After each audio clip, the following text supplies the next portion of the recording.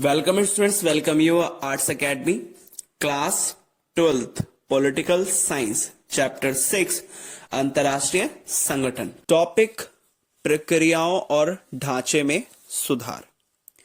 इससे related, chapter से related और बुक से रिलेटेड कई सारी वीडियोस हैं, तो आप प्लेलिस्ट में जाके वीडियोस को चेक कर सकते हैं, देख सकते हैं और अच्छी तरीके से नोट्स बना सकते हैं जो आपके लिए काफी फायदेमंद रहेंगे।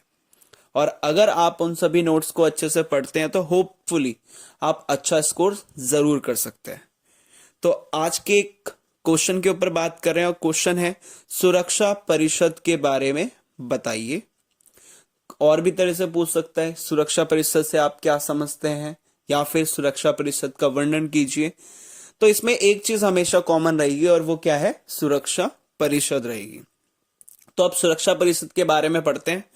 तो सबसे फर्स्ट पॉइंट आता है, सुरक्षा परिषद में 5 स्थायी और 10 अस्थायी इसके क्या माने गए हैं, सदस्य हैं। मतलब कि टोटल इसके सदस्यों की संख्या हो जाती है 15 और 15 में से 5 इसके स्थायी सदस्य होते हैं और 10 इसके अस्थायी सदस्य होते हैं। स्थायी सदस्य मतलब कि परमानेंट सदस्य जो हमेशा इसके सदस्य रहेंगे, और 10 अस्थायी होते हैं जो टेम्परेरी होते हैं, हर 2 साल बाद उनको बदल दिया जाता है। तो ये हो गए आपके सुरक्षा परिषद के सदस्य, आपको समझ में आए होंगे। 5 स्थायी सदस्य होते हैं और 10 अस्थायी सदस्य होते हैं। दूसरे पॉइंट की तरफ बढ़ते हैं। दूसरा पॉइंट है, दूसरे विश्व युद्ध के बाद दुनिया में स्थिरता कायम करने के लिए संयुक्त राष्ट्र संघ के घोषणा पत्र में 5 स्थायी सदस्यों को विशेष हैसियत दी गई। तो सेकंड पॉइंट समझते हैं, इसमें कहता है कि दूसरे विश्व युद्ध के बाद दुनिया में स्थिरता कायम करने के लिए, मतलब आपको पता है कि पहला विश्व युद्ध हुआ, दूसरा विश्व युद्ध हुआ, और पहले विश्व युद्ध में बहुत ज्यादा जान और माल की हानि हुई। इसके साथ साथ दूसरे विश्व युद्ध में भी बहुत ज्यादा जान और माल की हानि हुई। तो इन युद्धों को रोकने के लिए यूएनओ बनाया गया, संयुक्त राष्ट्र संघ बनाया गया। तो दूसरे विश्व युद्ध के बाद दुनिया में स्थिरता, स्टेबिलिटी कि मतलब कि फिर से लड़ाई ना हो, फिर से कोई हिंसा नहीं होनी चाहिए या फिर से लड़ाई नहीं होनी चाहिए। तो इस चीज को देखते हुए संयुक्त राष्ट्र संघ ने एक घोषणा पत्र में 5 स्थायी सदस्यों को बहुत ज्यादा विशेष क्या दी, हैसियत दी। तो ये पॉइंट इसमें दूसरा कहता है कि जो इतना दूसरे विश्व युद्ध के बाद क्या हुआ, सुरक्षा परिषद ने 5 ऐसे स्थायी सदस्य चुने जो काफी स्ट्रांग थे, काफी शक्तिशाली थे, और इसी को देखते हुए उनको क्या किया, स्थायी सदस्य तो बनाया, इसके साथ साथ इनको कुछ विशेष हैसियत या इंपॉर्टेंस भी दी, जिसकी वजह से ये पूरे ऑल ओवर वर्ल्ड में क्या करें, शांति कायम कर सके। इसके साथ साथ थर्ड पॉइंट देखते हैं। इसमें आता है 5 स्थायी सदस्यों को वीटो का अधिकार दिया गया। तो जो इसमें 5 जो विशेष हैसियत दी गई थी, उन्हीं सदस्यों को सुरक्षा परिषद में स्थायी सदस्य तो बनाया गया, लेकिन स्थायी सदस्य बनाने के साथ साथ इनको वीटो का अधिकार भी दिया गया। आगे चल के पढ़ेंगे कि वीटो क्या होता है। अभी के लिए आप इतना समझिए कि 5 स्थायी सदस्यों को वीटो का अधिकार दिया गया। इसके बाद नेक्स्ट पॉइंट आता है, अस्थायी सदस्य 2 वर्षों के लिए चुने जाते हैं। मैंने आपको पहले ही बताया था कि 5 जो होते हैं इसके परमानेंट रहते हैं और 10 इसके टेम्परेरी रहते हैं, अस्थायी रहते हैं, जो हर 2 साल बाद क्या कर दिए जाते हैं, बदल दिए जाते हैं। इसके बाद इसी में आता है 2 साल की अवधि तक अस्थायी सदस्य रहने के बाद तत्काल बाद किसी देश को फिर से इस पद के लिए चुनाव नहीं किया जा सकता। तो इसमें यह कहता है कि मान लीजिए इसके 5 स्थायी सदस्य मैंने आपको बताए और 10 इसके अस्थायी सदस्य बताए, तो 10 इसके जो अस्थायी सदस्य हैं हर 2 साल बाद क्या किए जाते हैं, बदल दिए जाते हैं। और ऐसा नहीं होता कि एक सदस्य अगर 2 साल के लिए रहा, फिर से उसको अगले साल 2 साल खत्म होने के बाद फिर से उसको सदस्यता मिल जाए, ऐसा नहीं होता। जो एक बार बन गया तो बन गया, वो दोबारा नहीं बनेगा। और भी कई सारे जो देश हैं उनको सदस्य बनाया जाता है, किसमें? सुरक्षा परिषद में। तो इसमें यही कहा गया है कि अस्थायी सदस्य 2 वर्षों के लिए चुने जाते हैं। 2 साल की अवधि या फिर 2 साल के टाइम होने के बाद जो अस्थायी सदस्य हैं उनको फिर से उस पद के लिए चुना नहीं जा सकता। मतलब जो एक बार बन चुका तो बन चुका, उसको फिर से दोबारा सुरक्षा परिषद का अस्थायी सदस्य नहीं बनाया जाता। और देशों को भर्ती या फिर और देशों को सदस्यता दी जाती है। अगला पॉइंट देखिए, सुरक्षा परिषद में फैसला मतदान के जरिए किए जाता है।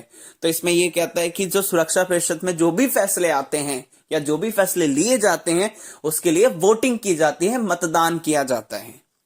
इसके बाद नेक्स्ट देखते हैं, हर सदस्य को 1 वोट का अधिकार होता है। 15 सदस्य हैं, 15 में से हर किसी को 1-1 वोट का क्या होता है?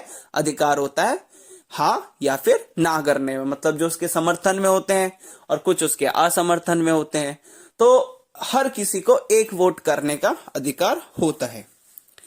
अब बात करते हैं वीटो अधिकार क्या होता है।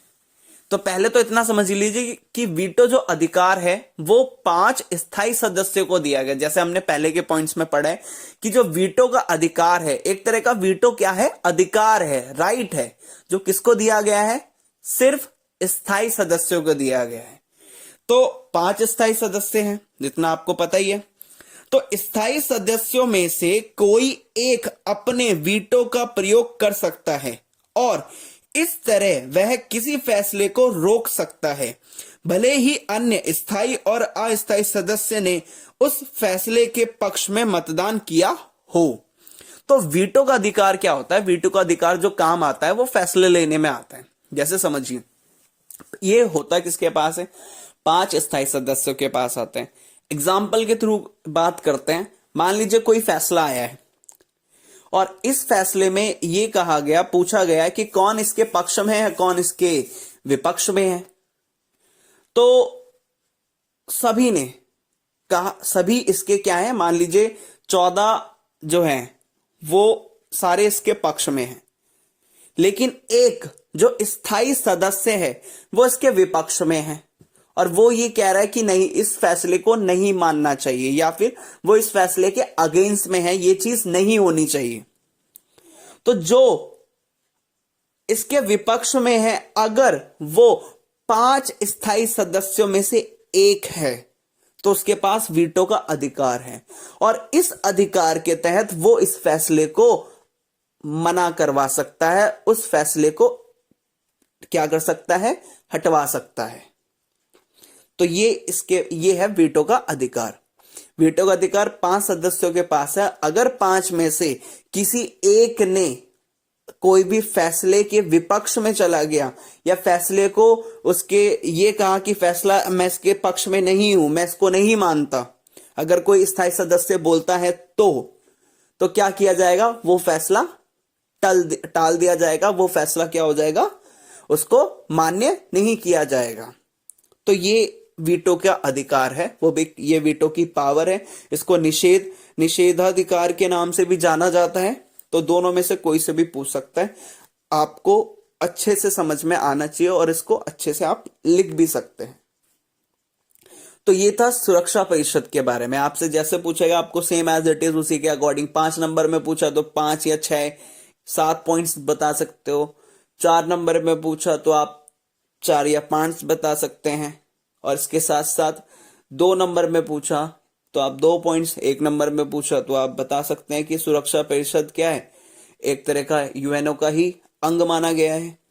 ठीक है, आपसे ऐसे भी पूछ सकता है सुरक्षा परिषद के टोटल सदस्य कितने होते हैं और उसमें से कितने स्थायी होते हैं, कितने अस्थायी होते हैं। तो आप बता सकते हो 5 इसके स्थायी होते हैं और 10 इसके अस्थायी सदस्य होते हैं, जो हर 2 साल बाद बदलते रहते हैं। और जो एक बार बन जाता है वो दोबारा इसका सदस्य नहीं बनता, क्योंकि 5 तो परमानेंट है, जो चेंज होते हैं वो 10 होते हैं।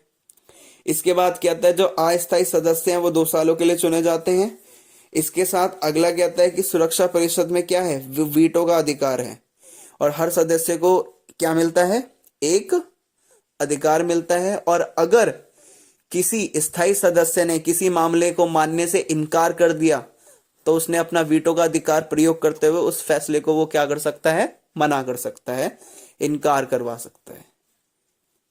तो होप सो आपको समझ में आया होगा। Thank you.